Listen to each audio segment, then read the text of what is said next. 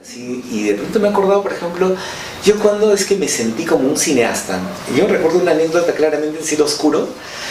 Yo debo decir que no miraba televisión y no sabía que Lucho Cáceres era famoso. No tenía ni idea de que era famoso. Y de pronto estaba yo queriendo filmar en Gamarra, en una escena en el Jirón Gamarra, con él cargando. Y de pronto eso se convirtió en un estadio, ¿no? Donde las galerías le gritaban, ¡Cobra! A todas las chapas de sus sucesivos personajes, ¿no?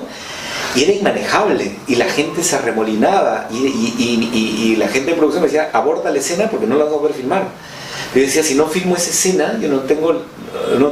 ¿Quién es mi personaje en Cielo Oscuro? Era Toño, que era un comerciante Gamarra, y esa era la primera escena en la que estaba caminando en Gamarra, no podía abortar esa escena. Entonces me acuerdo que de pronto, en la desesperación, me empecé a acercar a cada persona y le preguntaba, ¿miras o ayudas? Miro, ok. ¿Miras o ayudas? Miro. ¿Miras o ayudas? Ayuda, ven para acá.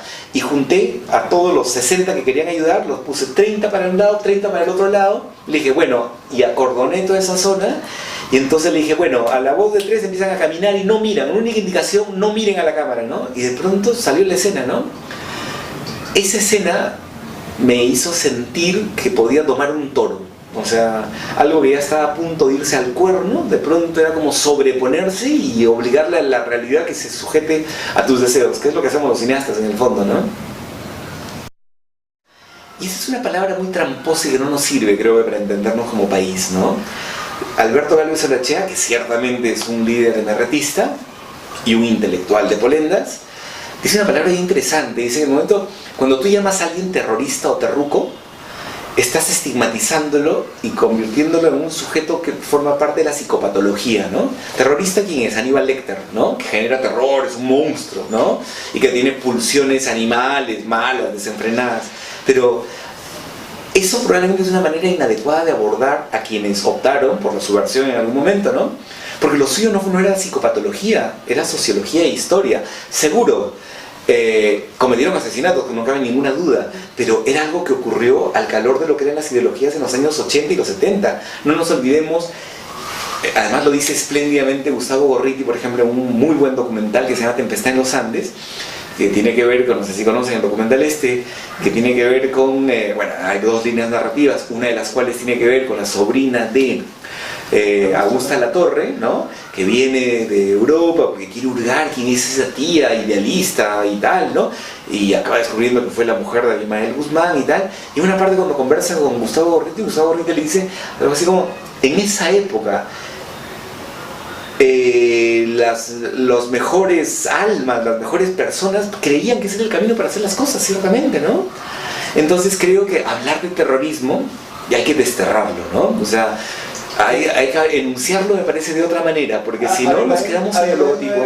¿Abimael no era un terrorista? Seguro, sí, por supuesto, pero ¿Y los que siguieron a Abimael? También, pero ¿nos conformamos con ponerle un rótulo? ¿Eso nos sirve para pensarnos?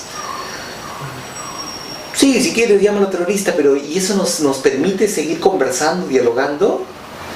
O sea, ¿con qué te quedas? Con la conciencia de, uy, yo sí los llamo terroristas, los llamo terrucos, pero ¿para qué?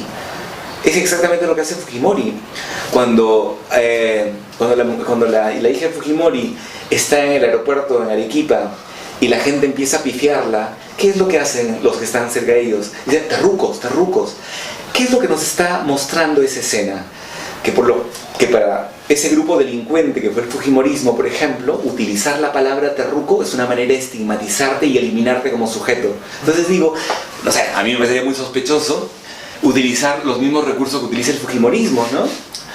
O sea, Abimael Guzmán seguro es un terrorista, pero digo, esa palabra pierde valor porque ya está tan prostituida, se ha convertido en eso, en un San Benito, se ha convertido en un recurso para estigmatizar. Los estudiantes universitarios de esas épocas, cuando salían a protestar, ¿qué tenían que decir? Somos estudiantes, no somos terroristas, que era jugar a la inversa, ¿no? Entonces, por eso creo que hablar de terrorismo ya a estas alturas no es pertinente, no nos sirve para alcanzar finura ni en el lenguaje ni en el pensamiento. Para mí la película fundamental es Tempestad en los Andes, que es un documental no ciertamente hecho por un peruano, hecho por un sueco, Mikael Wistrom, que me parece una clase magistral de historia del Perú, ¿no? Por supuesto, porque hablando y volviendo al tema, o sea, creo que hace algo en lo que la gente no repara, ¿no? De acuerdo, por supuesto. La gente de Sendero Luminoso y de donde fuera fueron, por supuesto, asesinos, sin duda cabe, mataron. ¿Cuántos muertos hubo en este país? 70.000 muertos. Pero nos olvidamos que eso no fue una floración espontánea de la perversión humana, sino que eso es una floración de algo que pretende ser una respuesta política a unas condiciones históricas. Y ese documental tiene la virtud extraordinaria de mostrarte ese panorama en el cual surgen estos movimientos, ¿no? Que al calor de las ideologías de la época mutaron en lo que eran, ¿no? Otra película que me parece extraordinaria es Paraíso, por supuesto, de Héctor Gálvez. Extraordinaria porque te muestra en contraescena cómo en una historia del presente puede estar actuando lo que pasó en el pasado, ¿no? Con sutileza, que es a mí lo que me interesa. ¿Y qué es lo que pasa en La Última Tarde? O sea, son películas que están hablando desde este presente de ese pasado, ¿no? Es como cualquiera de nosotros. Cualquiera de nosotros seguramente tiene traumas familiares. Pero en vez de hacer una película de cómo surgió tu trauma familiar, podemos hacer una película sobre tu presente de ahora para ver cómo ese pasado traumático está presente de manera sutil, actuante, como una especie de background, ¿no? Por eso es que en particular me interesa una película como Paraíso. Y por supuesto, ya una película más directamente denotativa, La Boca del Lobo, ¿no? La Boca del Lobo es una película que no pierde vigencia. Hace poco recuerdo haberla visto en video y puedo sentir la misma emoción con esa película. De las que recuerdo, hay una película de la cual he oído hablar mucho, La vida es una sola, de Mariana Eire, que hasta ahora no la he podido ver, ¿no?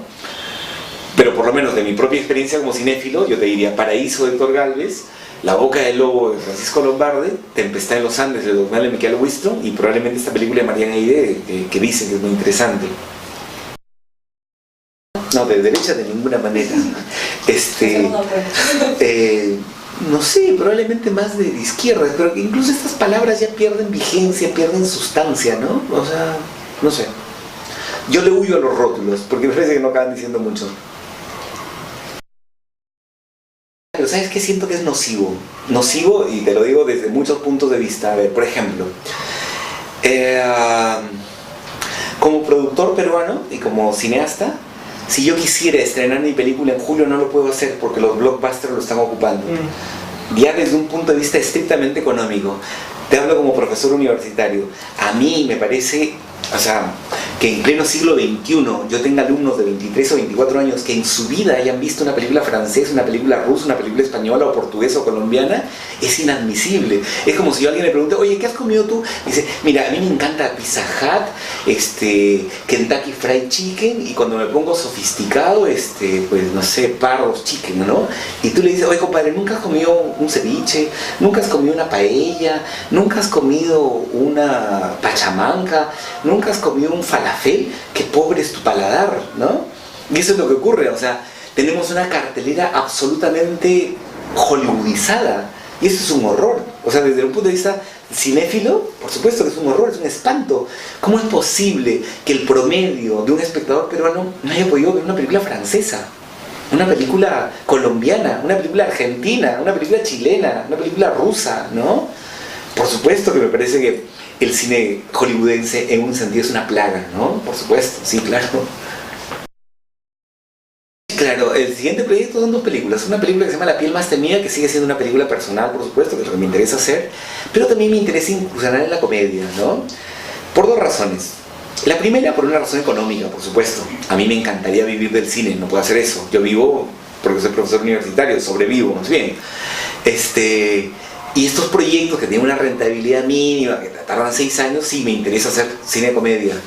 Pero además por otra razón, porque como cinéfilo y como cineasta, lo que yo veo es que el cine comercial peruano tiene una muy baja calidad, hay que decirlo con todas sus letras.